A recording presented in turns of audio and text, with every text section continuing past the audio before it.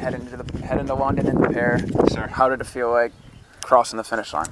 Oh, it felt amazing. I mean, I just kind of let it. It just felt like the suffering of the past 3 years have just been bottled up in my gut, and they just kind of came loose, and I just was, yelling with a barbaric yelp. And it felt like a tsunami good to me, because he just splashed all kinds of water on me. Our boat was half full of water by the time I finally got him to settle down and paddle the boat out. So thanks, buddy. And then you guys were wet off the dock. So yep. So take me through the race. It seemed like you guys had a pretty good lead, at least at the 1,000. What was the race plan today? It was really just get out clean. I think we knew if we executed well, we'd be in good shape. So we just kind of got out clean the first 1,000, just stayed really relaxed and trusted in our speed. We knew it was going to be a long race because of the headwind. And then about 1,100 in, we stepped on it, and it kind of came together, and we just running downhill. Yeah, running downhill.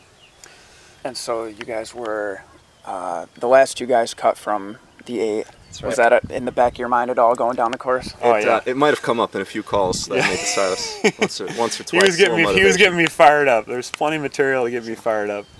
And so training in the 8, largely for the most part, what was it like transitioning into a pair, especially with someone you haven't been out in a pair much together, whereas some of the other boats have been training together in the pair? Well, Silas and I we haven't rowed the pair, I don't think ever before this, yeah. But we've kind of a long history. We rowed back in '07 in the U23s. We were roommates in San Francisco back like 3 years ago, so we know each other pretty well. We just hadn't actually rowed the pair together.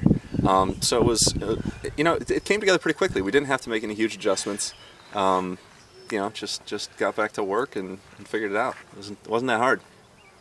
All right, and you mentioned on the dock you've got a little bit of work to go now that you have qualified. Absolutely. Can you talk about that a little bit more?